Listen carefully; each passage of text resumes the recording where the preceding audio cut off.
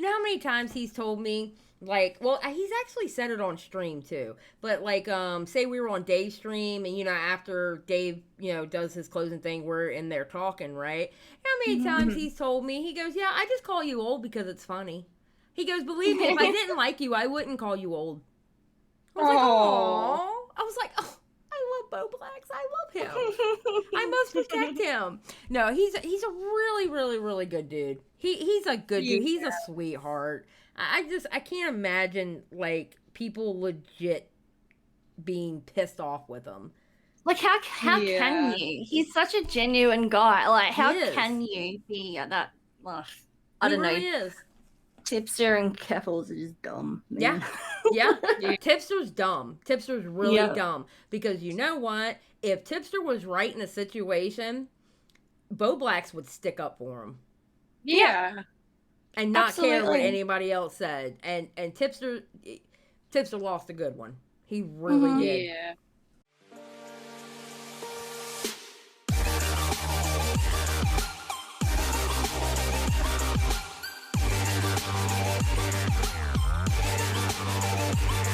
Hey everybody, welcome to the 22nd, right?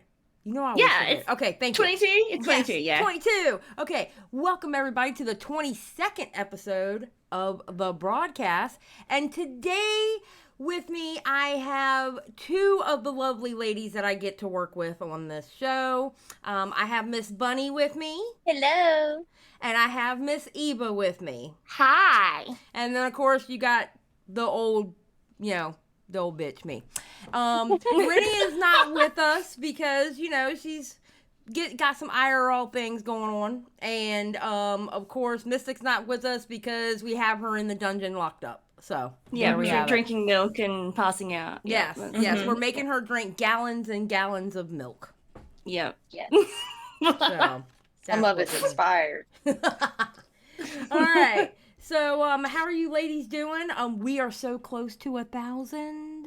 I know. Just saw that tweet that you guys put out. Holy shit. We are what? Let me see what we're at now. We were at 106 away, so 894. Oh yeah. Yeah, because Mystic put out that tweet, and I was like, oh, no. I was so excited. Close. I'm so excited. Even though that doesn't mean much anymore because the YouTube put it back to 500, but it still means a lot to us. Oh, absolutely. Listen, it was still a goal. It's still a goal to hit 1,000. I just want us to hit 1,000. So it's a good whole round number. Yes, exactly. It's a good whole round 3-digit number. Or 4-digit number, excuse me. 4-digit number. Math was never my specialty. Oh, dude, same. I didn't even notice that you said 3. Okay, so today we have like 2 articles, and then we have a video that we're going to react to, defnoodles and Bowblax. Yeah. And it was actually pretty good. I'm not going to lie. Yeah, I've been saving myself. Good. Yeah, you've been saving yourself too, Bunny. Yeah. Yeah, I haven't watched it yet because I knew we were going to watch it today. So I can't wait to see how this all unfolds. Yeah. All right, so for our first, dude, this one heats me up because I would be so angry. Okay, this first article. This guy, a Belgian TikToker, faked his own death to find out who cared and then turned up at his own funeral.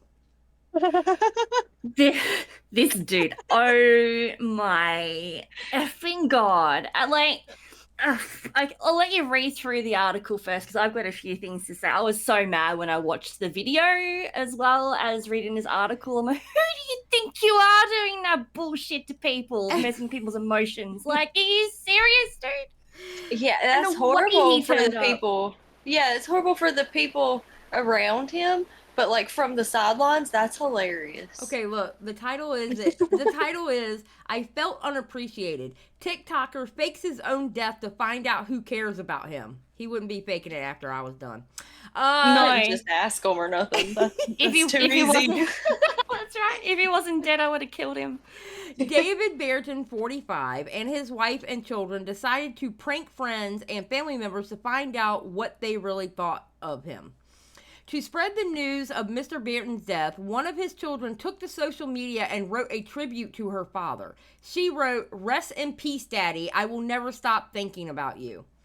Why is life so unfair? Why you? You're going to be a grandfather and you still had your whole life ahead of you. I love you. We love you. We will never forget you." The funeral, which was staged last weekend near the city of, I want to say, Liege, yeah, was attended by many friends and family members dressed in black. And here are the pictures. Look at this. Wow. And you got a But he got his helicopter own out kid. there. Does it say how old his daughter is? Like, that's so crazy to rope your daughter into it. Apparently the whole family was in on it. Everyone Yeah, was well, waiting. it was enough for her to say that he was going to be a grandfather, so old enough to have a baby. Oh, yeah. Everyone was waiting for the ceremony to begin, but instead they were met by a landing helicopter. So there's the helicopter there. A my freaking God. helicopter, guys.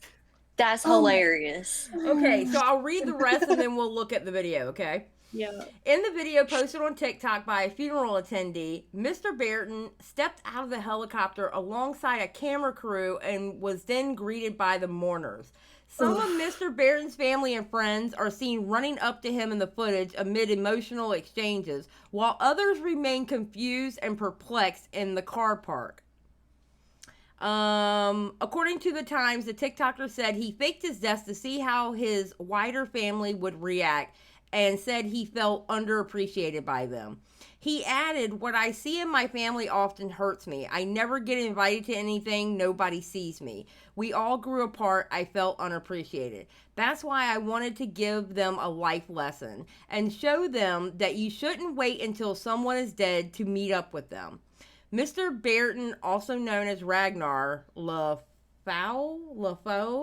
on TikTok, claims some loved ones have been reaching out to him since the prank, adding, "It proves who really cares about me. Those who didn't come did contact me to meet up, so in a way, I did win." Wow. It's like a cartoon. Like, this man's living a cartoon life, and I love it. Like, I hope he dropped out of the helicopter, like, hanging on a rope. Like, "I'm here, motherfuckers."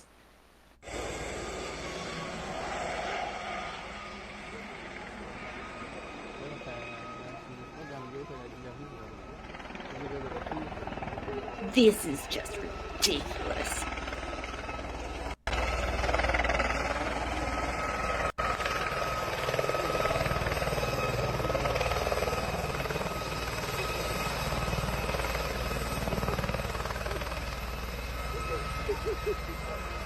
I would have been so angry.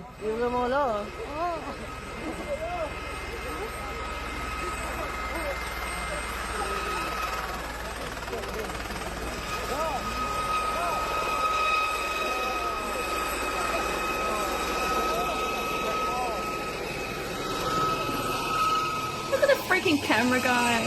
What in the... I would have been so angry. Yeah.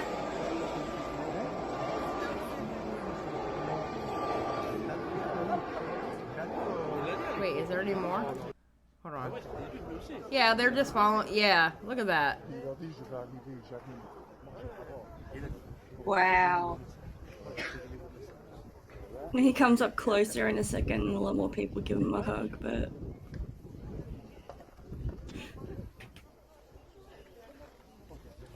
I'm gonna go to the next one. Okay, and then here's the next one.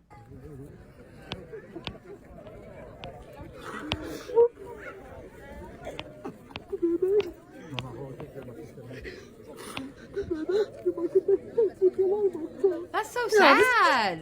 This is so fucked.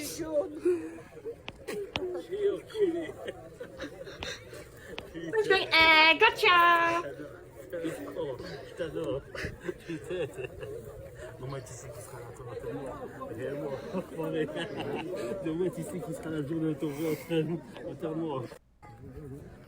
Like, wow. What in the gaslight? Like, what? No. Mm-mm. So that is so sickening. Like, imagine being so up yourself that you think that everybody is entitled to, like, you're entitled to everybody, like, fawning over you at any given time. Like, yeah. It made me so mad. Like, when I first read it, I thought that he didn't tell his actual, like daughter or family. He just did it, and I was even more angry. And then I reread it, and I'm like, okay, all right. But, like, putting people in that situation, that's, like, traumatic. Yeah. That's like, you know, if you're losing a family member, you're losing somebody you love, and to fake that for TikTok, nonetheless. You know, that's what I mean. Like, it was. If he'd have been in the commentary community, his ass would have got canceled. Oh yeah. Oh yeah. I wonder what it is about him that nobody wants to hang out with him and invite him to shit. Like, what does he have? Like, really bad breath, or like probably shit like this? Yeah. Honestly, I wouldn't speak to him again after this. Like, yeah, for real. I wouldn't trust what he has to say. To be honest, No. I mean, fake a whole ass death and stuff. No way. Ugh. It's like something that happens in the movies when people fake their own death and then turn up to their own funerals to see what people say about them and all that sort of stuff. Like, this is just ridiculous. Yeah, it's hilarious in like a movie kind of way from the outside looking in, but I can only imagine what his family is still going through. Like, yeah, they went through that, and it was real for them. Like, yeah, it's crazy. And just the whiplash after. Like, what are they going through now? Like, damn. Yeah, I would have been angry. I would have been completely angry with him. Yeah, absolutely. As I said before, if he wasn't, like, dead, I would have killed him. Yeah. Yep. I would have Robloxed him. I would have Robloxed him. I would have Robloxed him. Oh, okay, so now we have another social media person, Twitch streamer traumatized after her car is set on fire by fan who traveled 700 miles. Oh, wow. Yes. A Twitch streamer has revealed a scary situation where a fan drove 700 miles to her house to set her car on fire while she was away on vacation. Oh, wow.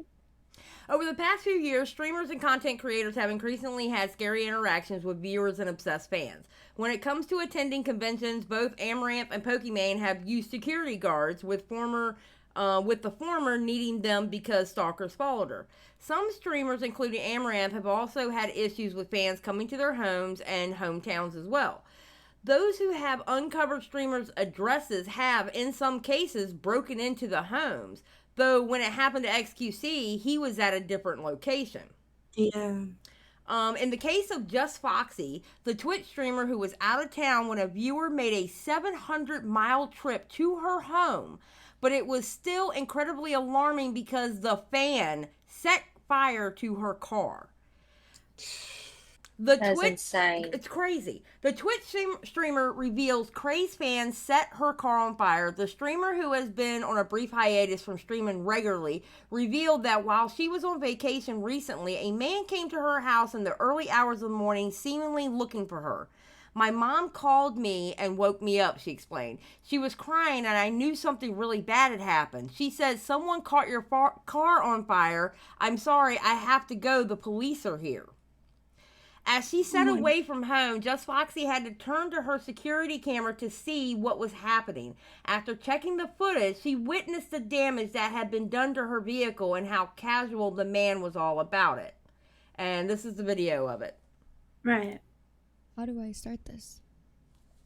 I don't know. How do you even start a video like this? Seriously. I guess I'll start off by saying that the person who did this to me is arrested and the police are handling everything, and that's honestly the most important thing. I'm sure you guys are probably going to be very concerned for me, so I just wanted to let you guys know that first before I get into everything else. My life has honestly been insane for the past year and a half. I was dealing with other issues for a long time, like stalker type things. That's obviously been very draining for me. That's so scary. That's scary. That's absolutely scary. Oh my God. As you can imagine, and a big reason that I haven't been streaming or posting nearly as much as I used to a few years back. This happened 2 weeks ago when I was on vacation. I was asleep. It was around 2 in the morning, and my mom called me and woke me up. She was crying, and I knew something really bad had happened. And she said, "Someone caught your car on fire. I'm so sorry. I have to go. The police are here." And she was in the house while all this was happening. Obviously, I didn't know what to do. I was very far from home. The only thing I really could do was go look at the cameras on my phone, and that's what I did. I went to look at the cameras, and I saw my car in flames. That's the first thing I saw. Could you imagine? I just couldn't believe that I was watching my car that I worked so hard for just burn. And for somebody to take that from me is very hurtful. And I will never be able to understand that. Thankfully, the cameras caught the guy doing it. Can you imagine? That is horrible. That's crazy. That's crazy. And I think in this video she shows the guy doing it. And I went back to watch that. I also forgot to mention, traveled around 700 miles to come and do this to me, which makes it so much worse in my opinion. I watched him put a brick on my car, on the hood, and some pot. And he lit something sticking out of it and walked away casually, like he didn't do anything. Jesus. The next clip after that was the front end of my car engulfed in flames. The firefighters came very quickly, and I'm very thankful for that because the fire spread to the fence and burnt the side of my house as well. The house could have burnt down. Jesus. Yeah. I mean, imagine. The house could have burnt down. Oh my God. And see, this is why ain't a good idea to have the AI chat shit and having people get even weird. I mean, because this guy did all this without even probably having a actual conversation with her. Yeah, Right. without actually having an interaction. So it's all in his head. Yeah. Oh my God. And That's he did terrifying. it so casually. Like, Yeah. obviously he would have known that, like, she was out of town at that point. So he would have been like, all right, cool. But that's, like, the thing is, like, why is that the thing you do when you travel 700 miles and you consider yourself a fan? Like, it's just so you can make that much of an impact on somebody else's life that they have to remember you for it. Yeah. Like, that's It's hard like trying to get in the mind of somebody like that. I don't understand it. I don't understand it either. Yeah. I'm not. That's insane. Yeah. Do you want to watch the rest of this or just continue with the article? I can continue with the article, I think. Okay. She noted that the man in question has been arrested by the police, and they are dealing with the situation. While she wants to make a return to streaming, Just Foxy added that she can't really until things are settled. Yeah, fair enough. So yeah. And her mum was home when that happened, right? And so, like, the house could have been caught on fire with her family inside. Yeah. That's so horrible. Yeah. That's insane. People literally could have died in this situation. Literally. Oh my God. Like, how gross is that? Like, come on, people. Come on.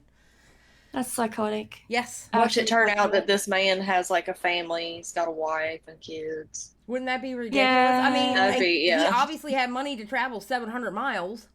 Yeah.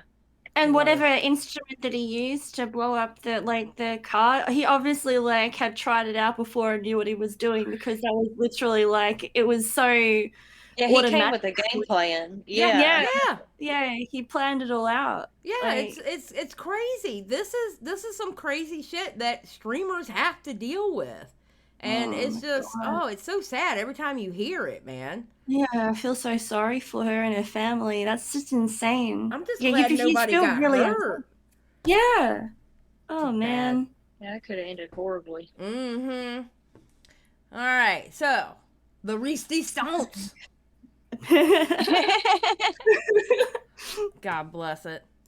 I don't know, man. I feel like somebody's gonna be getting a redemption arc. I'm telling you. Ooh. You reckon? Dude, I'm gonna be honest. If he keeps this up, listen. The whole point, and I've been saying this, the whole point of the commentary community, right? We joke on people, whatever, right? But it's also about holding people accountable, right? Yeah, I guess. Yeah. Well, isn't the whole point of holding people accountable is hoping that they change? Yeah. Yes. So, I believe that some people don't want people to change, though. So yeah, well, okay, I do agree with you. Yeah, some people don't. But I'm one of those people that, like, when I really dislike somebody, I secretly also really love them, and, like, I cheer for them at the same time. Like, of course you do. I don't know. I've always been like that, like, where it's like they're a dumbass, but they're my dumbass. yeah, true. You know? True. I don't know. The way I look at it, if he keeps going down the path that he's going right now, like where he's at now, yeah, I think he's going to be just fine. If he stays where he's at. I messaged him and told him that I enjoyed the interview and it was really good and keep up the good work, and he was like, "Thanks, Xylie. I appreciate the kind words."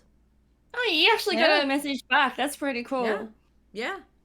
All right. Well, at least he's sort of, responding to stuff rather than like just blocking people. But then again, it is, positive for him. So of course he's gonna try and flap it up. See, look, listen, y'all think I'm hard-headed. Eva's more hard-headed than I am. Okay. I just say like to see both sides of things, like. True. But listen, I will say this for Eva though. She didn't give me the "I told you" speech with Tipster, but she didn't give it to me, but she kind of gave it to me at the same time. But it's okay. She deserved it. She deserved it. God bless it. No, I don't like doing the "I told you so's." So I just say I don't like doing "I told you so's," but I just do that. You know. And I'm sitting there going, yeah, I know. All right, so I have it on 1.25, and we can. Oh wait, make sure the volume's all the way up. All right, there we go. Yeah. All right, and let's go. All right, welcome, Bowblax. Thank you so much for joining today. How you doing, man? I'm doing great. I can't believe I'm finally on the great defnoodles show. I can't believe we're finally chatting. I mean, we have like a history before all this, but I'm glad I'm finally getting to talk to you like one-on-one, because have we ever chatted like this before? I don't think we have. No, not at all. We haven't. Yeah, it's yeah.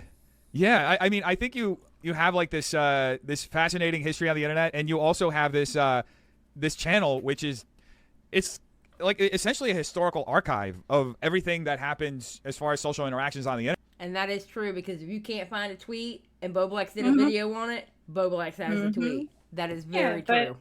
Bowblax reads tweets. Yep. What he does. He just reads tweets. Yeah. How did you fall into doing it? Well, I was originally doing gaming content since 2011, and then I think there was like a drama between Keemstar and somebody else, and I was interested in it on the side. Yeah. And I have a horrible memory. So I screenshotted all of it, put it in a video, and then I'm like, I might as well make it public on my second channel and upload it there. Yeah. And then people paid attention to it, and then I ended up just switching over to that full time, and then added my voice and all that. But yeah, I kind of fell into it because of happenstance. So yeah, it's crazy, and you know, I feel like you're a really good resource for essentially seeing all these like major events that have happened in the community and that have happened that have involved some of the major figures in different points in time in the community.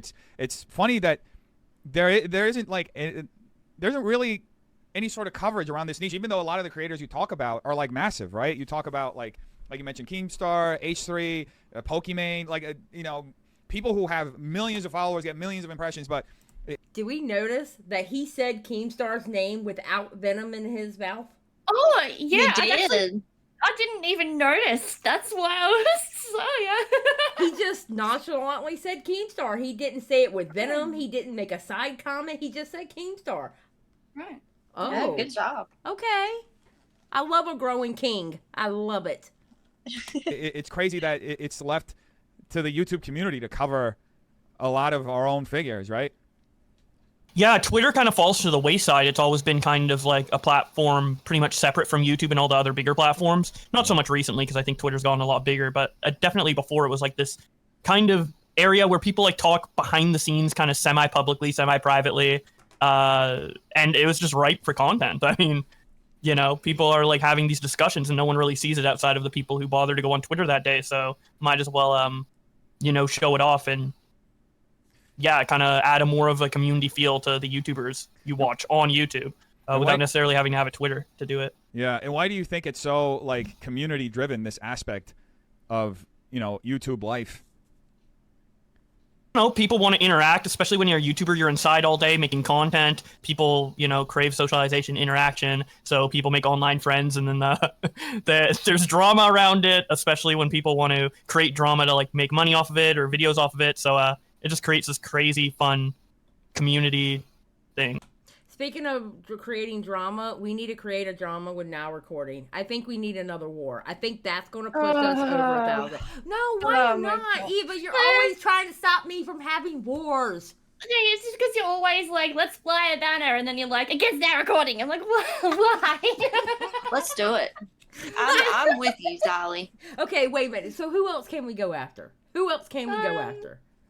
I don't know. There's nobody else. Nobody else makes sense. I mean, do you want there's to nobody take really on? left. Do you want to take on? True. True. I mean, you know, we can start like picking people off, like Nicholas Diorio or something. You want? Oh yeah, you want to go after Nicholas Diorio? Hell no. I love Nick with my whole heart. I could never. You know, it's funny He's when I such a used to good hate guy. the commentary community. I never hated Nick. I couldn't. No. His giggle. Every time he would say something out of his mouth that I hated, especially back then when I was like SJW, right? He would say something out of his mouth and it would piss me off, but then he'd start giggling and then I'd be like, okay, damn. Yeah, I can't be mad at that. Yeah. He's so quick as well, like just quick-witted, and he knows what he's talking about anytime he has something to say. So I really like admire that. So yeah he's pretty cool. Yeah, he's aight. He's aight. Anyway, I love Nick. Yeah, we're not going to go for Nick. I stand Nick. All right, so Now Recording then? We're going to go for Now Recording? Well, now that you put it like that, like... Yes. I do have to tell y'all, I don't know if y'all know what Beavers looks like at all, but I think I do because I fell asleep the other night while watching Now Recording, and I saw Beavers in my dream, and now I swear that's what he looks like. Like, in my head, that's Beavers. I've seen a picture of Beavers. He sent me a picture of Beavers before, and I want to describe. Yeah. Okay, his face was kind of long, and he had really deep laugh lines, and his hair was like a sandy, like brownish, like light brown, like kind of a dusty. All I'm going to say about Beavers is the picture that I saw, not a bad looking man at all, okay? And he literally looks like his voice. See, that's why I think I was dreaming it, because he was talking like while I was listening to it, and it was like I was picturing what was being said, and you it was know him how talking. he talks like really posh? You know, he talks very posh. He literally looks posh. I need to see what Beavers looks like now. That's the only way I can describe it without actually describing what he looked like. He looks posh. You know, I feel like now that we've said this, Beavers is going to be on Twitter like, yeah, Bunny's dreaming of me. Oh, you know that's going to happen. You know what? This will be the test to see if Beavers even watches us. Oh, this is true. Yeah. This will be the test. All right, let's keep going. What's the craziest one you've ever covered? I don't know. Trisha Paytas calling Nikita Dragon a pedophile was a pretty crazy one. Oh shit, that did happen. I remember that. What happened specifically in that situation? I don't remember. It was back in the day. Like, Trisha Paytas has calmed down a lot now, but it was back like slightly before she joined Frenemies, or maybe during it, where she was just like going at everyone for any little thing. So I don't know. It's probably her just saying some crazy shit out of pocket, and then it escalated. Yeah, post chicken nugget. It's pretty crazy. It's funny how the whole, like, I guess, drama ecosystem on YouTube, like, it comes in waves. There are moments where it's like almost every single day there's something happening, and then there's like these lulls where like it looks like people just got sick of being involved in these toxic situations, and they kind of just like chill out for a minute.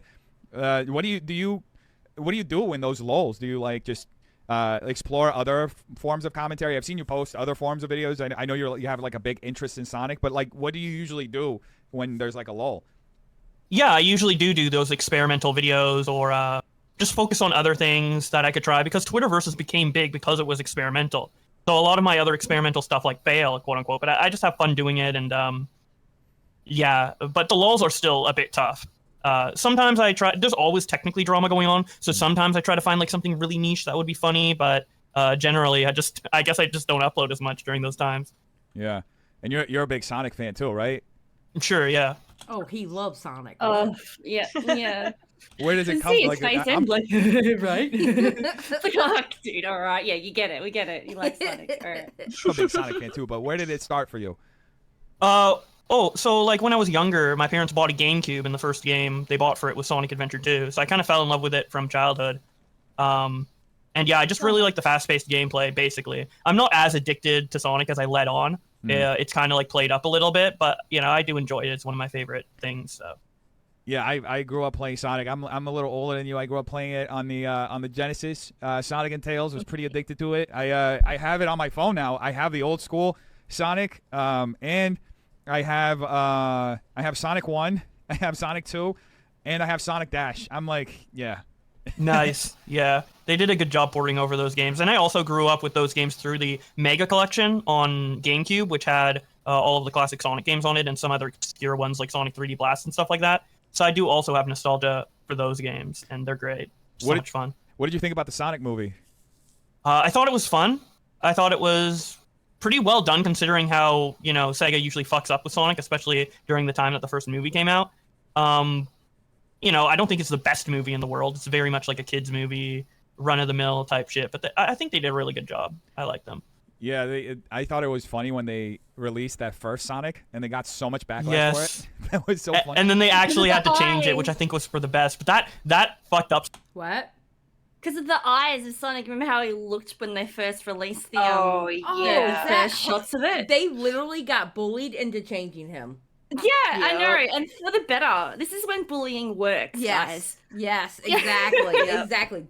That was a perfect example of when bullying works for the right reason. Because the way they were going to make Sonic look, it looked horrible. I was like, what? Yeah, if they try to ruin your favorite childhood cartoon, go burn their car. I'm just kidding. That was a joke. Oh my God, Bunny! Bunny's always going to the extreme. Lord have mercy. I love you, Bunny. When it's needed, it's needed. Oh, of course, always.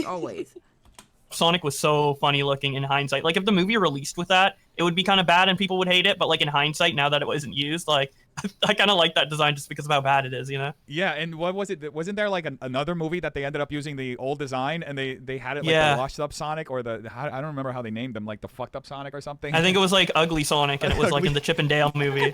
He was like washed up at a convention. like those fucking YouTubers that were big 10 years ago and still get featured at VidCon. Yeah, pretty much. So yeah, let's just start talking about our thing too, because we had some interactions a couple of years ago. Oh, yeah, and I think it may have started from a tweet that you published about saying something that I said about Keemstar. I'm so bad. I have such an awful memory. My dad has Alzheimer's. I feel like I have early onset Alzheimer's because I don't remember. My memory's horrible too. I had to look back at the video real quick to get a refresher. Yeah. The video I made about it. But basically what happened is like you made a video sharing Keemstar's like sore gaming drama alert where he like says the N word, reads out the N word constantly. And I thought that was funny, so I tweeted out defnoodles is calling out Keemstar for this video from 2015, lol. Which could be interpreted as me shitting on you, but it was me laughing with you. And you interpreted it as me shitting on you, which was fine. But then, like, later in the video, you got, like, really, like, aggressive and started talking about, like, how I suck Keemstar's dick all the time and there's, like, a cult around him and all that shit. I mean, it happened. You see how embarrassed he looks? He's shaking his head himself. He's like, yeah, I did that. Yeah. And I was like, dude, what the fuck? And clarified it in my video. And then you responded getting even more mad, so I was just like, okay, well I don't know what to do now. I'm sorry about that. Like I've in the last like year or so, I've had like I've made like friendships and talked to people, and like I guess a constant theme in some of the interactions that I have in real life with people is like, bro, a lot of this stuff that happens on social media, like you misunderstand so much of it, and you, so yeah, and you even describing it, I'm like thinking, dude, Dennis, you're such a fucking idiot. Like it's so obvious now. You telling me what you were trying to do, and I apologize for all that. I think it's it there's like, I don't know, maybe it's just me, but it feels like when you get involved in the whole like drama landscape of YouTube, it's almost like you're searching for the drama, even when somebody isn't trying to create a dramatic situation. You know what I mean? Mm-hmm. Yeah, like you have like these villains in your head, and then you always look at them, and then if there's something that's a little off, you kind of like create drama out of it. You pounce. You pounce. If you don't already like somebody, they say something even slightly just off for you, you pounce on it. Yeah, you're waiting on it. Yeah, you're just waiting on it. Yeah. That's how it felt a little bit, especially like now talking to like, you know, and I felt like this actually since like the middle of last year, that I was like started rethinking a lot of like my interactions on social media and how a lot of it was like toxic. And you know, it's funny because like I think you were around before I was around, but like a lot of my own like come up on this was during the pandemic, and I was like genuinely like isolated from people, so I wasn't like really like grounded in reality for a minute. But it was funny as like everything started opening up, and I was just going back. You know, that's funny because we used to say that about him. Mm-hmm. We used to say that about him, that he wasn't like grounded to reality, or like, dude, what, whoa. What's going on? Well, he wasn't. He was off with the fucking theories, bro. Like, he was, like, just creating shit out of nothing and being mad about everyone. Like, he was wild and, He really was. Back to regular life, I was like, oh, shit, there's a lot that went overboard and that was out of line. Do you ever, like, do you feel like you've ever had a moment where you felt like you got carried away by the drama or, like, the specific lifestyle that it is to be a drama YouTuber? A bit, but I'm very conscious of it and try to like separate my real life and my online life and have it like completely cut off. Like I barely talk about online stuff with my real life friends. I never talk about my real life stuff online, which helps a lot. But yeah, sometimes I get a little into it. Sometimes I go a little overboard with the criticism just because I inherently don't like the person from other things. But it doesn't happen too much, and I try to keep myself in check. But it's definitely something I'm susceptible to, for sure. Yeah, it definitely is something like you need to have a balance between real life and what happens on the internet. And if you don't have a balance, you almost always end up playing yourself. That's how I feel. Yes, exactly. And I feel like people get like sucked into these like if they're online too much, they get sucked into these like certain groups that have like a consistent thought process and kind of like a script to responding to like anything. It's like very much like a bubble, and you become isolated, and it's hard to see other people's point of views. And what I've been appreciating about your account over the past 6 months, where you say you've opened up and rethought everything, is that your opinions on Twitter, they are very definitive. They're not like wish-washy or riding the fence, but you don't seem to be like in one camp as much as you used to be anymore. Like you can say something that's like, I don't know, like you say an opinion that a certain side would agree with, and then the next day you say another opinion that the complete opposite side tends to agree with. So it's like you're just giving out your opinion without trying to align it with a certain group. I don't know if that's what you were doing before, but that's what I've noticed with your account, and that's why I was more willing to talk to you now. Whereas like 6 months ago, I think you did reach out before, and I just ignored it, right? So yeah, which is understandable. It's but yeah, I appreciate that. I think one of the things I learned over the last year is something you kind of described, where you like get caught in that bubble and you feel compelled to, even if you don't like necessarily 100% believe in what's being said, because you're so committed to being on teams and perpetuating a certain idea or thought of everything or perspective, you feel like you have to endorse or say whatever it is in that situation that should be said by members of that group, right? And you're ultimately cheating yourself out of authenticity and reality and truth by doing stuff like that, because like you were even pointing out, like, yeah, like I have opinions, and I'm sure you do too, that are across the spectrum, right? I don't just fall into a box. And I think that presenting yourself and trying to pretend like anybody is able to fit in that box is like, ultimately it's detrimental to yourself as a creator, because you... True. Yes. True. You got to have your own thought process. Now, granted, I mean, people who tend to have like overall the same thought process, they will find each other. I mean, obviously that happens. Yeah. But I mean, if you disagree with something, you got to be able to speak on it and just say it. You know? Yeah. Wait for somebody else to say it. You know, you don't want to, just because one person says something, you don't just fall in line like a good little soldier. Think about it first. Yeah. Think about if you actually agree with that first. Reason it in your own mind. And what now? And listen to all sides of it as Yes. well. Like, see if you've got like the right perspective on the situation. So, Yes. yeah. 100%. 100%. You end up just flattening yourself out. Like no person is like just black and white, right? There's nuance, there's gray to everything. Yeah, exactly. And I think that's what happened with like your audience, where you were just so much like anti-Keemstar all the time, which some of your criticisms were valid. A lot of them I thought were over the top. But regardless, you kind of established yourself as that. So then like it was hard to maintain just that, right? I don't know. You could probably explain it better, but yeah. And I was also like politically on like one side of the spectrum when I'm actually much closer to the center than I was at the time. And like there were a lot of things that I was just scared because I felt like I was on one side and I kind of saw everything as teams. I felt scared of like saying things that contradicted the side, right? There were a little more. I know that feeling. I 1000% understand what he's saying right there. Because if you say one thing out of line with that team, you're canceled. Yeah. I understand exactly what he's saying. I really do. More nuanced. So yeah, like I'm like center left. I'm like pretty moderate, you know, to be honest. And like, but yeah, I think they're good ideas on both sides, on the right and the left. And I think that anybody who can't admit that isn't really like being truthful to just the reality of things. You know, you don't have to agree with everything on one side. True. But yeah, like I think anybody who's reasonable and normal and you know, just like looking to actually have positive conversations or conversations that can actually go to some place and be actionable to make things better, like you have to kind of be open and admit that, yeah, sometimes the right's going to have some great points, sometimes the left is going to have some great points, and sometimes they're both going to have shit points. And the best thing that you can do is to just look at both of them and try to discern it with common sense. Exactly.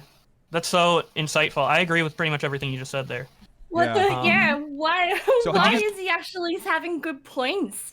This is so weird to witness. Like, he's actually making like good valid points, and even his questioning in this interview so far is really good. I don't understand what's going on here. I think he's not trying to be the comedian Def Noodles, and he's being Dennis. Like, he's just being himself now. Yeah, he could have been a normal person this whole time. That's the thing. I feel like we're listening to Dennis, not Def Noodles the comedian. We're listening to Dennis. I want to say he is dating a really awesome woman, and I really think that might have something to do with it. Oh, okay. Who is he dating? Yeah.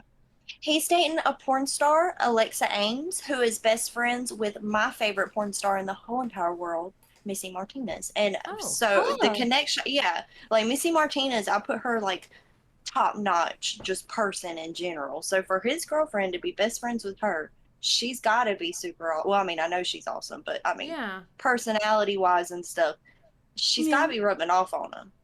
Yeah, maybe so. Sometimes there is a good woman behind every man, right?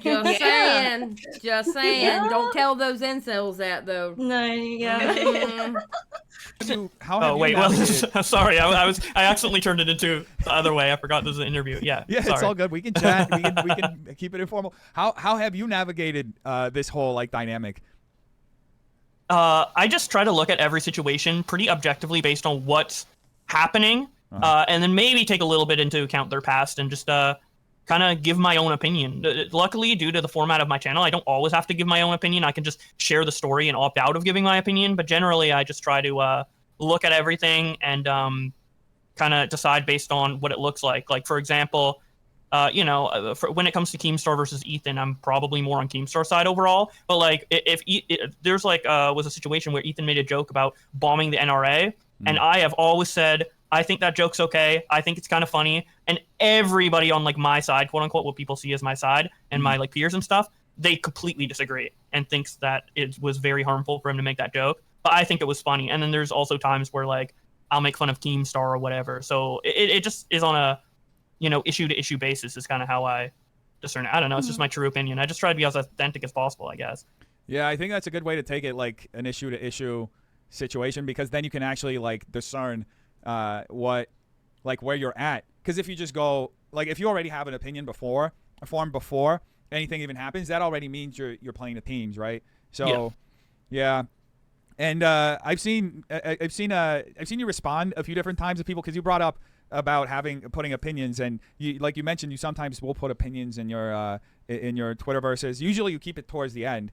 And I've seen a lot of like people will criticize you for that, and honestly my take on it is like everybody has an opinion, and I think that like to think that anybody is sharing information on the internet without their opinion already being kind of injected into things is a little delusional. So I find it actually pretty refreshing when people are open about their opinion as they're sharing this, so that you know where they stand, right?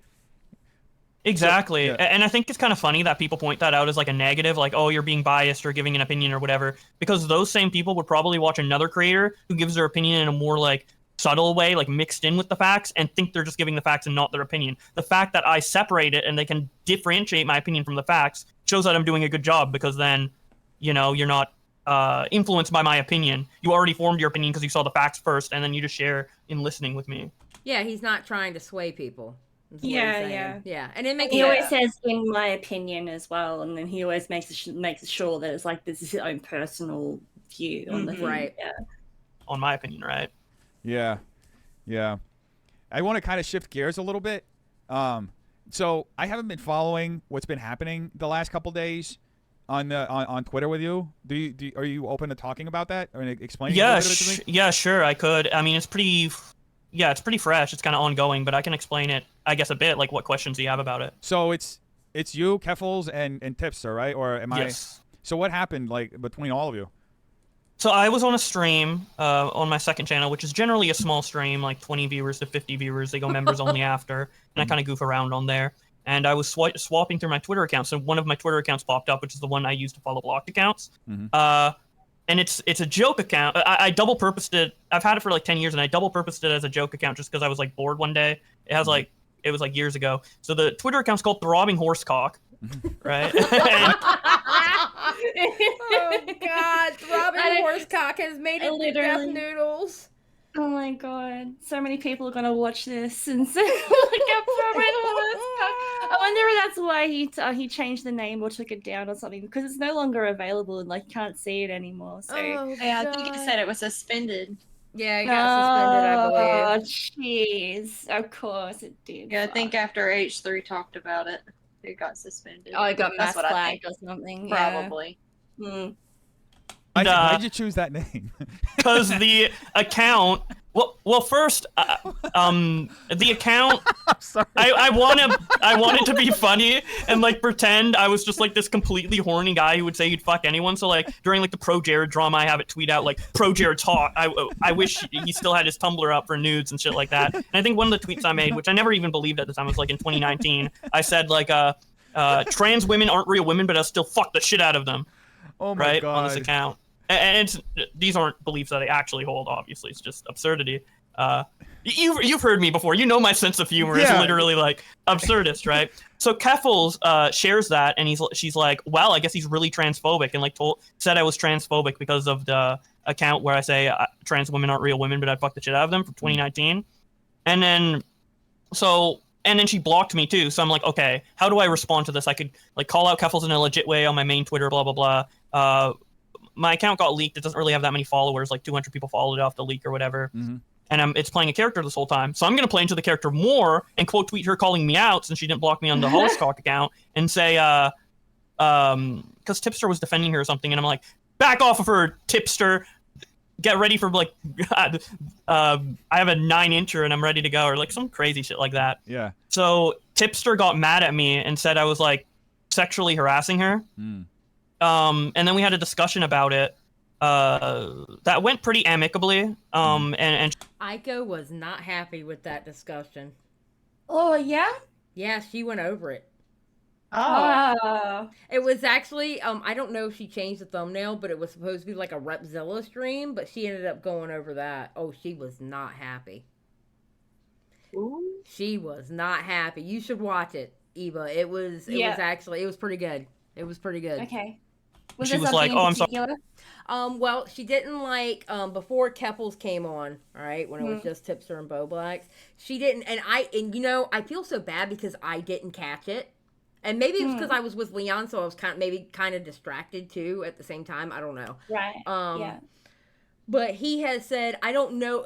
Tipster has said something, but I don't know if it's your autism or you're just like wrong or something like that. Whoa. But when he said that, Aiko's face was like, whoa, wait a minute. Oh, she was not happy. Yeah, because she's autistic as well, so she would have taken that like a big jab. She would have. Oh, heard is she? that sort I of didn't stuff know before. that. Yeah. She has autism. I did not know that. Yeah, that's fun. I'm surprised we didn't catch that. I'm surprised Like I that. didn't catch that too. I really am. I'm literally disappointed in myself for not catching that. Yeah. Oh man, that's 'Cause horrible. I That's was like in her- gaslighting. That's what she said. She was on a stream when she had went over that part, and I was like and somebody in the chat was like, Aiko, thank you for catching that part, because a lot of people were talking about it didn't. And I typed in the chat, I didn't even pick up on Tipster even saying that. Like, I didn't remember, like, I just didn't pick up on Tipster even saying that. You know? Far out. Yeah. That's so bad. Yeah, you should watch it. Especially considering the rhetoric and shit he's going with at the moment, like being all SJW and stuff. Like, he says so much contradicting stuff, man. Like, oh fuck, that makes me mad. Anyway. Sorry, I didn't know the account was a joke. I'll delete the tweet. Blah blah blah.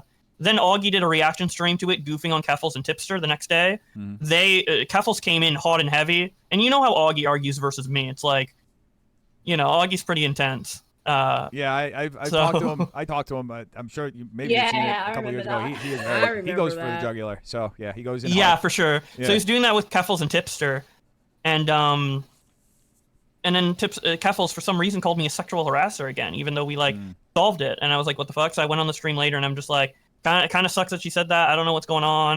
And then she got mad at me again and tweeted out my Black Lives Matter song, and then blocked me again. And then Tipster was like, yeah, Bowblax, you're fucked up, and then blocked me. So that's kind of where it's at right now.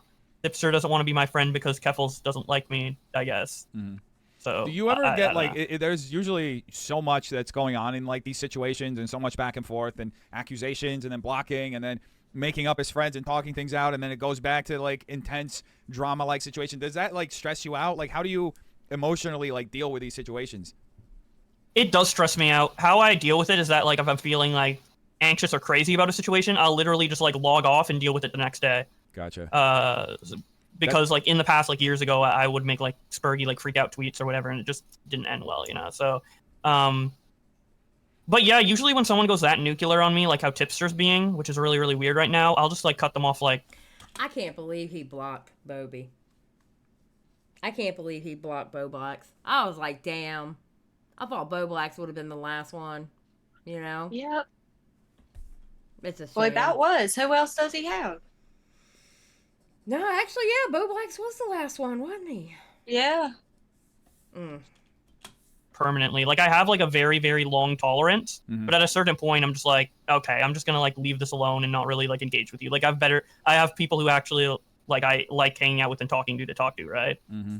So I guess that's logging pretty much off, it. I think logging off is a good way to deal with it, because it's what you said, like it ends up becoming like this almost snake eating its own tail. It's like a feedback loop, because then you start feeling bad about everything that's happening. It starts stressing you out, and then you try to do something, or you try to do whatever, and it just gets worse and it gets worse and it gets worse. And sometimes logging off is the best way to deal with it.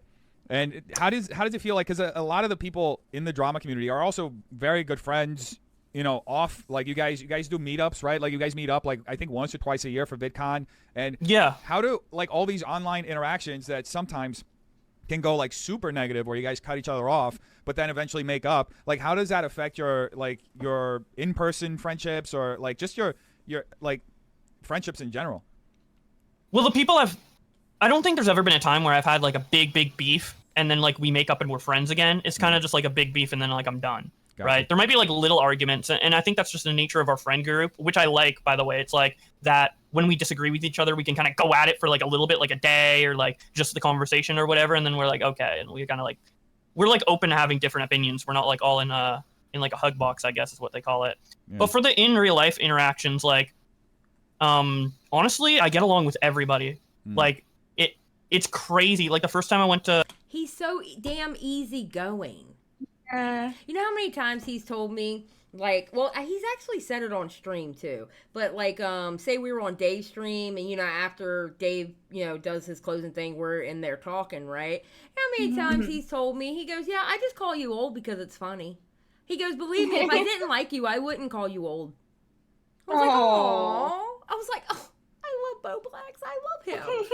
I must protect him." No, he's a really, really, really good dude. He's a good dude. He's a sweetheart. I can't imagine like people legit being pissed off with him.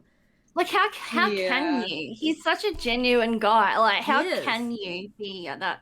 Well, I don't know. He really is. Tipster and Keffels are just dumb. Man. Yeah. Tipster's dumb. Tipster's really dumb. Because you know what? If Tipster was right in a situation, Bowblax would stick up for him. Yeah.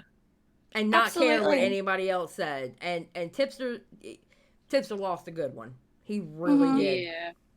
A VidCon meetup, everyone knew who I was. Everyone was so friendly. It felt so surreal in the best way. Yeah, and I feel like I work way better interacting with people in real life than online. Like I talk with how I'm talking to you now, right? Like when it's not in the context of like strictly being entertaining and being crazy and having drama and getting views, and we're just talking like people. Like I get along really well with people in real life, pretty much always. So. I believe that. Yeah, it's not really an issue. How do those like VidCon? How many of those VidCon meetups have you guys done? 2. So this is going to be the 3rd one.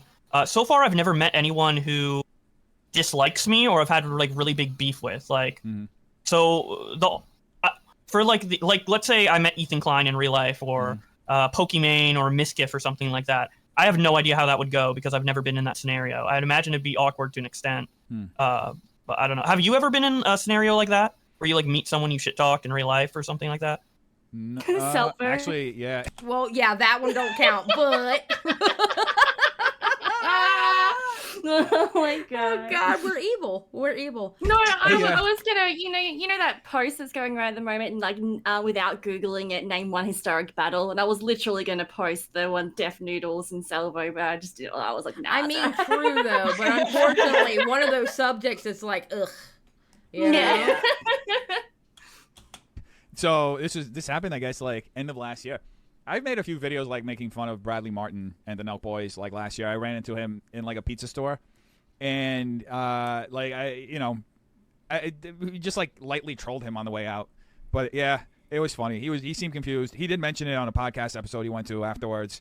But yeah, I mean, I think that honestly, part of the reason why I took a step back from doing everything I was doing, the way that I was doing it and like hitting the brakes on a lot of it, was that not only did I see that it was unbelievably toxic, but also I started thinking of like, as everything started opening up, I was like, holy shit, like how would I feel if I were this person meeting me after seeing everything that I've put out about this person, right? And I started seeing it outside of the entertainment aspect of it and more of like the perspective of the people that I was talking about. And I was like, oh shit, I have to figure out another way to make this entertaining where it doesn't feel as aggressive and like I'm attacking everyone, which is like how I felt on my end. If I ever get to talk to defnoodles, best believe I'm bringing up Sandy Vagina. Oh, yeah. Remember? Yep. Remember? Mm-hmm. Yeah. You and your little friend call me Sandy Vagina. What you got to say about that now? I mean, I think I think he saw some of my live streams though, because when he asked me back last October to talk to him, I was like no, and he said something to the effect about like me hating him or whatever, and I'm like, dude, I'm gonna be honest, I never really hated you. I was just giving my style of commentary because my style of commentary is rough. It really is. Like somebody could walk away thinking I hate them. No. Most of the people I actually yell about, I don't hate them. You know, it's the ones that I A-log is the ones that I hate. You know, like Just Curly Things, Fresh and Fit, MLD, Mr. Girl, you know, those people. Yeah. That I was doing all the time. But yeah, that was like one thing, like one big thing that I learned like over the last year. And yeah, I mean, there's definitely an aspect of like meeting creators in real life that I think is like really cool, of kind of being able to just bring this goodwill that you've built together. Okay, I do not mean to emasculate him when I say this. Is it me, or does it sound like he wants friends? Well, he did try and reach out to everybody, what was it, about 6 months ago, 5 months ago, and try and mend a bridge then, and nobody really wanted to, to talk to him because it just seemed like he was at his bottom and he was trying to reach out for content. Right. Yeah. And that's where everyone was like, seriously, dude? Yeah, all right. So I think he's sort of gone all introspectively, what have I done for people to make them think like that? And this is kind of where it's ended up, right? Exactly. So, yeah. I'm not mad at it. Yeah. I'm not mad at it. I mean, listen, just like we said about Bam and Jerry, it can be about drugs, it can be about alcohol, it can be about your fucking personality. Sometimes you gotta hit rock bottom before you realize you need to make a change. Yeah, exactly. So online and like expand upon it, right, and grow it. And if you just charge that with negativity, then you're essentially like cutting yourself and the other person short too, of like potentially having something that you can help build together, right, and contribute positively to each other. So yeah, that's I think that Bradley Martin one was the only one really that like, but it wasn't even that crazy. Like I don't think I've ever even I don't even think he even knew who I was like that. I only made like really like jokes about him like in the Nelk videos or the reactions to like the Nelk podcast. So I don't think it was even that big of a fucking deal like that. Yeah. But yeah, I mean, with the VidCon trips, so you said you guys have done 2. They were both to LA? Yeah. So how do those go? Oh, they go great. I basically the first time I spent like 3 or 4 days there, and the next time I spent a week, and the upcoming time right now, I'm going to spend a week there. But basically, like most of the time, we don't even go to the convention or whatever. We just like meet up at people's houses and meet a bunch of people. And a bunch of creators, from go there, I guess, around the same time. So usually I have like, it's always packed because I have like 20 plus people to meet usually and like hang out with. So it's just fun. But it does seem like kind of hectic, go. And I don't know if that's like just about a thing because like everybody's there. So we're all trying to do that, or if that's like what LA is like in general, but it's definitely like not a lifestyle that I would want to live like 24/7, right? But I don't know. You live in LA, so is it? It would be exhausting. It would be exhausting. I remember my party days, exhausting. There was no way. It's disgusting. I just want to say. Have you been to LA? Really? Yeah, I've been to LA a couple times for like award shows and stuff. Yeah, Cayman, and like you have to watch where you're walking because there could just be human shit on the ground. Oh, wow. Yeah, people like homeless people just pissing on the stars. Like you're walking around trying to find your favorite celebrity stars, and there's just a fucking Bobo pissing on Robin Williams. Like, oh my god. Oh god. Yeah, like broad daylight. Like it's wild. Oh, damn.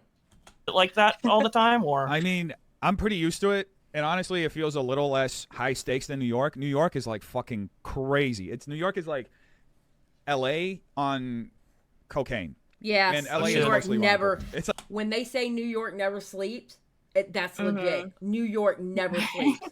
Never. I've been to New York once, and I've never wanted to go back. My dad, when he came from Puerto Rico, his family, like my brother still lives in the South Bronx, never sleeps.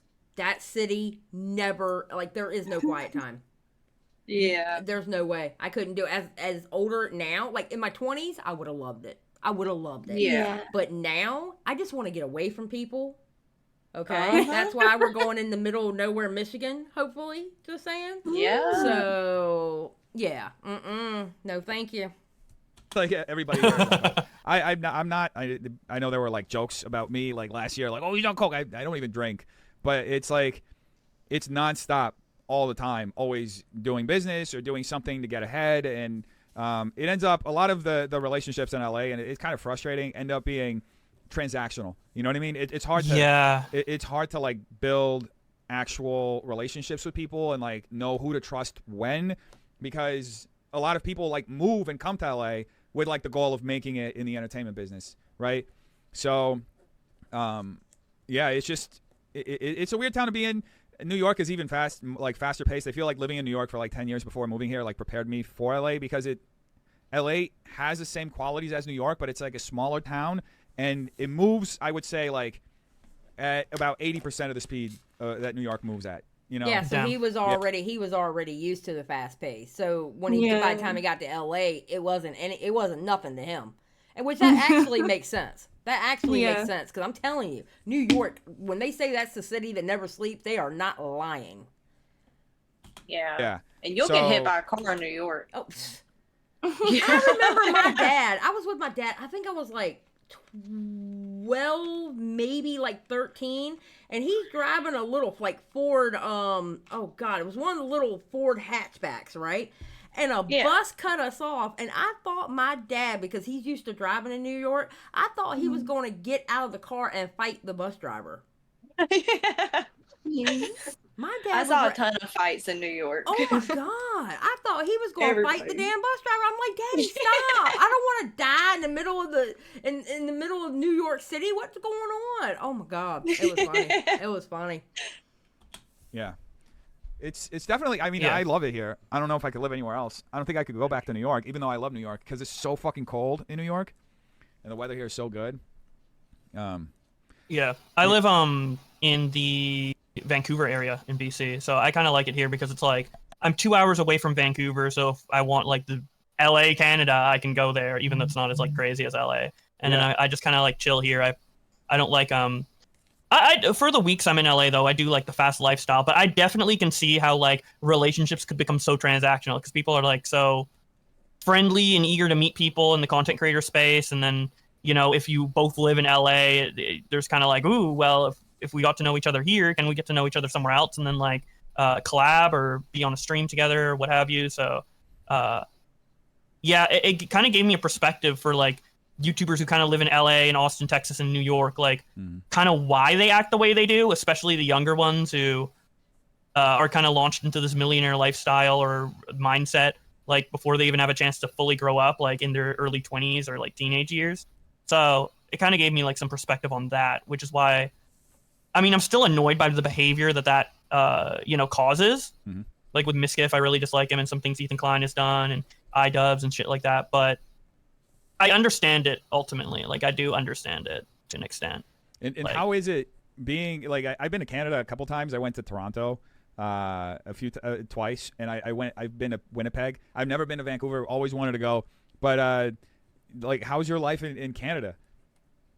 It's great. It's pretty low key. I mean, I live in a city still, so it's not like completely rural. Yeah. But it's close-ish to Vancouver, and it's just pretty nice, and it looks beautiful, and the weather's usually pretty great. I have this like great view outside my apartment of Mount Baker, which is great to look at. So yeah, I'm really happy with where I am. I wouldn't want to live anywhere else unless like the only places I would ever consider living would be like LA or like Austin for like business opportunities, quote unquote. But I feel like I don't even need that, so I'm really happy with where I am. Yeah, as a YouTuber, there's a luxury. You can literally live anywhere in the world and be able to run your business. If you wanted to be in traditional media, though, you'd have to be in one of the hubs. But yeah, that's one of the things that I love about YouTube. Even though I live in this hub, I always have the thought of like I could, if I wanted to, go to like a smaller city and live there and continue my business. Yeah, it's also cool to be in that hub because you have like you were able to make like your comedy club and stuff like that. Yeah, and other people can't do that even though they have a bigger. Yeah, he mentions it. Yeah, so is that still that's gone now, right? Or is he still doing it? No, he's still doing it. I've seen him post about it not that long ago. Oh, really? Okay. Because I was going to ask what happened with that because you don't hear much about it. Yeah. So. Yeah, he's actually got an official sign now that says like defnoodles Comedy Club. Oh, right. Okay. Okay. Your audience and it would probably be more successful because of like the channel size difference. Like even though you were like a medium-sized channel, you were still able to do that because you were in that hub and had those. Well, I don't really know how it came about, but there are those perks to doing it. It's just that I think if you're not prepared for LA or whatever, and you're in social media, and especially if you're young and do these like 12-hour streams and don't have time to like develop yourself as a person, it can be very mentally damaging. I feel. No, yeah, I agree. I wanted to also ask you, you and this is something that I admire that you've done for a while, but you talk a lot about being an autistic creator, right? Yes. And you even have, I think you had a podcast or a channel for a while. Was it Simply Autistic or something like that? It was Truly Autistic. I made a couple Autistic, videos on it, yeah. So can you talk about your experience, with autism, being a creator, how that may affect you from time to time, or, Honestly, anxiety and ADHD affects me way more as a creator than autism. Mm-hmm. Autism is basically, like, the way I would describe it is that you start out with, like, no social skills, and you have to learn it like it's an actual trade, like you would learn plumbing or something, right? Gotcha. So you have to learn it very manually, but there's no, like, school or education system to really teach that outside of, like, your parents, which a lot, like, when I grew up, like, autism wasn't as common. Mm-hmm. Like, it kind of threw my parents for a loop, like, how do I deal with this, right? So I kind of have to learn through trial and error. And you have to have to be like a very socially functioning, high functioning autistic person. At least back when I grew up, I don't know if the resources are better now, but you have to be very ambitious and not afraid to fail, because you were going to fail in social scenarios over and over and over again. But as long as you learn from them and you're ambitious and you can, like, learn through trial and error the skill of being social, you can pretty much, you're still going to be autistic at heart, with all, because there's so much other stuff that goes into it. But I'm just talking about the big negative that you have to kind of overcome with autism. Mm-hmm. You can basically be like, as socially functional as a neurotypical person, or maybe even more so, because you did take the time to learn it and be introspective and be ambitious, whereas other people just had it naturally, so they kind of don't know what they have. It's kind of like a spoiled child, right? Like, someone who works and earns their money to become a millionaire is going to appreciate it more than someone who's just given it because they're born into wealth. So that's a good way to put it. Yeah. Well, damn, Bowblax. Okay. Okay. Yes, sir. Yeah. So you were diagnosed at when you were young, like at an early age? Yeah, when I was 8 years old, I was diagnosed. So. Oh, yeah. I didn't know that. It's crazy because just seeing over the last few years how much more people have learned about autism and how it affects people and how there's, like, a spectrum, because I feel like up until, like, maybe 10, even a few more years ago, there was this very, binary idea of what autism was, right? And I feel like as we understand more of, like, how it affects people differently, we're starting to kind of, like, I guess, just treat people in a more humane manner. You know what I mean? Yeah, for sure. There's, like, autism discrimination is a real thing, and I don't talk about it much because obviously, like, I don't want to like, I'm a white man, like, I don't want to diminish, like, the other minorities or struggles, and it's a very much different struggle. Like, I don't get discriminated in the same way a black person would, or like a gay person would. But it's discrimination not in the way where they hate you, but they don't understand you and treat you like a child, and you're, like, impaired. And then, like, out the gate, it's like, okay, well, you have this perception of me, and now you can't form your own opinion of me as an individual. Like, I've already been pre-labeled, right? Like, kind of like how someone would pre-label somebody based on their skin color, or their sexuality, or something like that. But I guess the difference in where mine isn't as bad is that people do it, like, without hate. They just think that's the right thing to do. They like you, but they just treat you like a kid because they think you have the mind of a kid, right?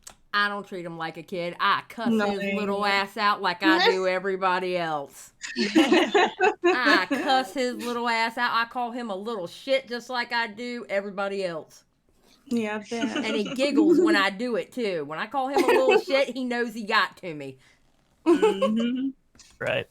Gotcha. And how do you usually deal with those situations? Because there's, like, legitimate studies that show that autistic people are off the charts as far as intelligence goes. So, like, it must be kind of infuriating sometimes to be treated, like, with kid gloves, knowing that you're sometimes smarter than the people who are looking down on you. Yeah, exactly. It's kind of annoying. If it happens now, it kind of just indicates to me that they're, like, really stupid and bigoted or whatever, and I don't know, but it doesn't really happen to me that much anymore. But it was really annoying. It's definitely, like, I mean, it's kind of hard to deal with. Like, I don't know, like, there's not really a way of, I don't really have a full answer to that, right? Like, yeah, I get it. It just sucks. Way of dealing with it. No, there isn't. There isn't. And you got to think, people are just now starting to understand it. You know what I mean? Yeah. When he was diagnosed, people didn't understand it back then. Yeah. Hell, when I was younger, they were literally saying women couldn't be autistic. Yeah, and that's the Oh. thing is that now that it like a lot more people, especially females, as they're older, are finding out that they've been autistic their entire life, and they're all of a sudden like, oh, well, this makes more sense. And, Yeah, like, yeah. it's A lot because of it's women, not a generally lot of, not diagnosed. Yep, a lot of women my age, they're now getting diagnosed, and they're like, and you gotta think they went through their whole life undiagnosed. They're in their mid-40s just now finding out they were autistic. Yeah. Yeah. Yep. That That's was like crazy. mind blowing. Yeah. Be like, well, okay, well, this makes sense now. Mhm. Yeah, it probably does explain a lot, and yeah, probably at any age finding out it probably would make it so much easier to navigate even Well- later in life finding out. Well, not only easier to navigate, but it's like it answers. Like I can only imagine finding out that you were autistic your whole life, never diagnosed, and then all of a sudden you're in your mid 40s and you're like, it makes and then you'll probably think of scenarios, and it's like, you know Yeah. what? It makes so much sense now. Little things Yeah. that you did before, Yeah. you'll know why. Mm-hmm. Like, I'm not gonna, like, I have personal experience. I'm not gonna equate, like, you know, mental illness to autism, but I'm just saying, like, what I found out, like, in my like mid 30s, that I had like BPD and bipolar and all this sort of stuff, and I didn't know all that. All of my life, I've just been treating it as depression and anxiety. Yeah. And so, like, when you dive a little deeper, like you start to connect all the dots, and you go, well, hang on, well, this is what that means, and then they start explaining, like, you know, what those illnesses are, and you go, oh, okay, well, this makes a lot more sense now, and you start to feel more validated as a human, because it's like it wasn't me, it was the situation I'm in my head. You know, so yeah, like I totally feel that. I totally get that. It's like me having ADHD, right? ADHD, everybody always wants to describe it as, oh, look, squirrel, right? Yeah, When actually ADHD isn't about what you don't focus on, it's what you hyper focus on. Yeah. Yeah. Yep. Yeah. And a lot of people don't understand that. And you know, the older I got, it makes more sense. You know, it socially it made sense on why I did certain things, and yeah, man, Yeah. it's crazy. It is crazy. All right, we're almost done with this. Yeah. Do you feel like people are becoming more knowledgeable about autism over the last few years? I guess. I know so much about autism that, like, everything that people are learning is like common sense. So to me, so like I'm not learning alongside them, so I really can't tell how it's progressed, because a lot of people are less ableist to me now. But I don't know if that's more of because they got to know me as a content creator, or because the world is learning more about autism. So I honestly don't know, but I do assume it is getting better, because, you know, people are talking all the time, and just, you know, stuff naturally progresses. Like, no doubt in like hundreds of years from now, like, autistic people will not be treated like this at all. Like, there's no doubt in my mind. So I'm sure it is progressing slowly. How fast, I can't tell. What's one thing that people don't know about autism that they should know? That it doesn't lower intelligence at all. It just lowers the you can have a lower ability to communicate your intelligence. So, like, I could be really smart, but if I don't know how to string together sentences properly, or like make eye contact, or et cetera, all these natural people skills, people are going to have that inherent feeling that, like, you're a dumbass, even if what you're saying is smart as fuck. So just realize that, like, if an autistic person's acting childish, or maybe acting dumb, or maybe acting like they're lower IQ or whatever, they're not actually lower IQ. They just haven't developed the social skills enough to fully express their intellect in a way that you can process it. Yeah, he's it's so a really good good at thing. speaking. Holy shit. He really He's is. actually, like, it's so eye-opening, isn't it, listening to someone's perspective on this that actually has this, and it's just, I really enjoy this interview.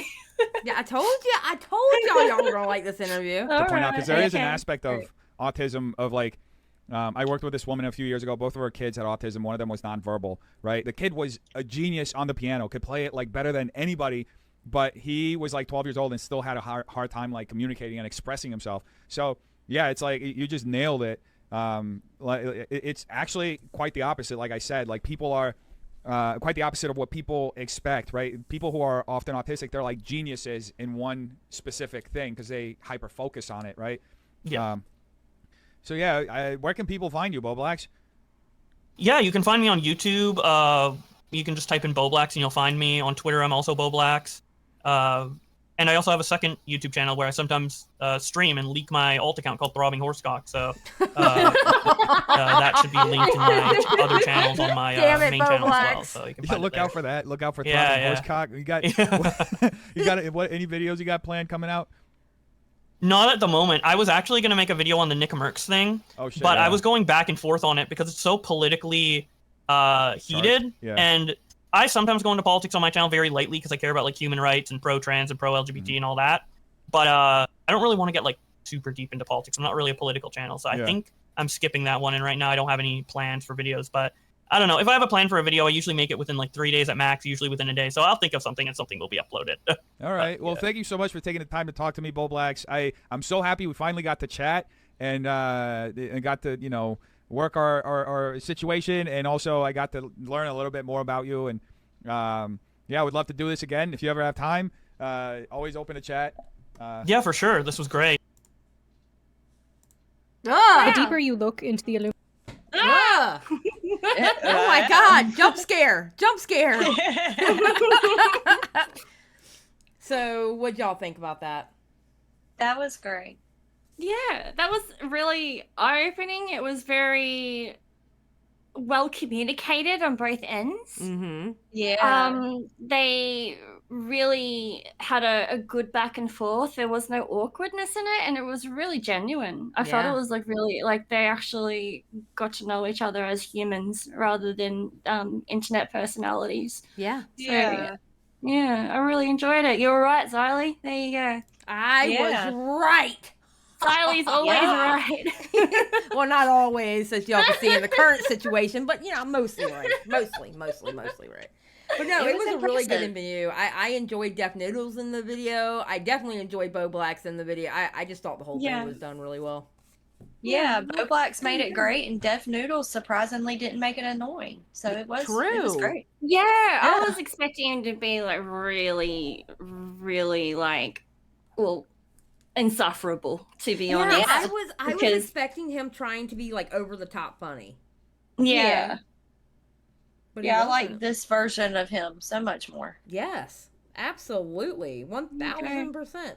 Well, I hope he keeps running with this and this sort of thing and doing these sort of interviews because that was really interesting. Yeah, I do too. Like I said, I honestly believe if he keeps going down this path, I mean, he's going to be fine. He's going to be okay. So, anything else, ladies, before I do the outro? No, not really. Just like and comment and subscribe if you can. We're almost at 1,000. And we will see you on the next live on Tuesday night and also on Wednesday as well. Yes. Bunny, anything else to add, ma'am? I got nothing. I might apologize to defnoodles for calling him an insecure cooter flap that one time. So I did say that last, and I think he deserves it now. Oh, that's Bunny pretty good. Apologize. Oh my God. I know. We're just moving mountains today. My God. Well, thank you everybody for watching the 22nd episode of the broadcast. And come check us out Tuesday night at 10 p.m. Eastern Standard Time. That is our Tuesday night live stream. And then our Wednesday night live stream is going to be at 6 p.m. Eastern Standard Time. And I don't know, man. Say goodbye, ladies. Goodbye, ladies. Ladies. Bye, y'all.